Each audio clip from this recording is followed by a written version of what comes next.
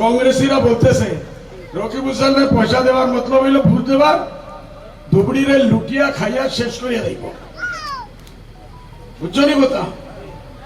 এইরকম মানুষ যার রেকর্ড আছে লুটার, 3 বার মন্ত্রী হওয়ার পরেও একটা প্রজেক্ট উনি ধুবড়ির জন্য করেন নাই। করছে নাকি? আপনারা জানেন উনি কোনো ভালো কাজ করছে? এখান থেকে পয়সা লুটিয়া নেওয়া। ওই দিন আমি দেখছি একজন মহিলা কান্দিয়া কান্দিয়া বলতেছে, আমি 25 বছর থেকে কংগ্রেসে আছি। রকিবুল হোসেন সাহেবের কেটে গেলাম, আমার ভাতিজার একটা চাকরি লাগে, বললো 20 লাখ টাকা লাগবো।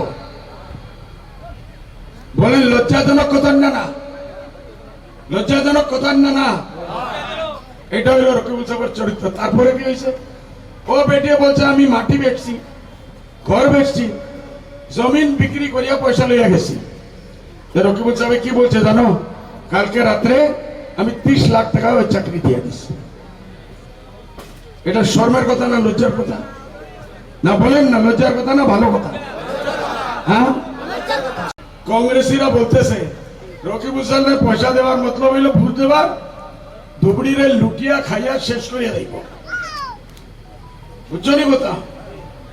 এইরকম মানুষ যার রেকর্ড আছে লুটার, 3 বার মন্ত্রী হওয়ার পরেও একটা প্রজেক্ট উনি ধুবড়ির জন্য করেন নাই। করছে নাকি? আপনারা জানেন উনি কোনো ভালো কাজ করছে? এখান থেকে পয়সা লুটিয়া নেওয়া। ওই দিন আমি দেখছি একজন মহিলা কান্দিয়া কান্দিয়া বলতেছে, আমি 25 বছর থেকে কংগ্রেসে আছি। রকিবুল হোসেন সাহেবের কেটে গেলাম, আমার ভাতিজার একটা চাকরি লাগে, বললো 20 লাখ টাকা লাগবো। বলেন লজ্জাজনক কথা না? লজ্জাজনক কথা না? এটা হইল রকিবুল সাহেবের চরিত্র। তারপরে কি হয়েছে? ও বেটিয়ে বলছে আমি মাটি বেচছি, ঘর বেচছি, জমিন বিক্রি করিয়া পয়সা লইয়া গেছি। রকিবুল সাহেব কি বলছে জানো? কালকে রাত্রে আমি 30 লাখ টাকা ওই চাকরি দিয়ে দিচ্ছি। এটা শর্মের কথা না লজ্জার কথা? না বলেন না, লজ্জার কথা না ভালো কথা? হ্যাঁ, কংগ্রেসীরা বলতেছে রকিবুজ্জামানের পয়সা দেওয়ার মতলব হইল ভোট দেবার, ধুবড়িরে লুটিয়া খাইয়া শেষ করিয়া দেব। বুঝছনি কথা? এইরকম মানুষ যার রেকর্ড আছে লুটার, 3 বার মন্ত্রী হওয়ার পরেও একটা প্রজেক্ট উনি ধুবড়ির জন্য করেন নাই। করছে নাকি? আপনারা জানেন উনি কোনো ভালো কাজ করছে? এখান থেকে পয়সা লুটিয়া নেওয়া।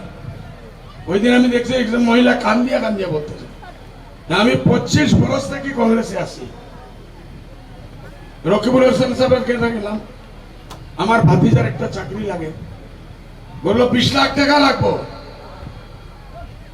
বলেন লজ্জাজনক কথা না? লজ্জাজনক কথা না? এটা হইল রকিবুল সাহেবের চরিত্র। তারপরে কি হয়েছে? ও বেটিয়ে বলছে আমি মাটি বেচছি, ঘর বেচছি, জমিন বিক্রি করিয়া পয়সা লইয়া গেছি। রকিবুল সাহেব কি বলছে জানো? কালকে রাত্রে আমি 30 লাখ টাকা ওই চাকরি দিয়ে দিচ্ছি। এটা শর্মের কথা না লজ্জার কথা? না বলেন না, লজ্জার কথা না ভালো কথা? হ্যাঁ, অসমৰ 14টা লোকসভা সমষ্টিত কেনে চলিছে নিৰ্বাচনী প্ৰচাৰ। এইবাৰ জনতাই বিচাৰিছে কোনটো দলক। পুৱাৰ পৰা নিশালৈ কেনেকৈ চলাইছে নেতাই প্ৰচাৰ। 14টা সমষ্টিৰ ভোটাৰৰ মনৰ কথা। ষ্টাৰ চিমেণ্ট, নেতাৰ সৈতে 24 ঘণ্টা। Powered by Data Mission.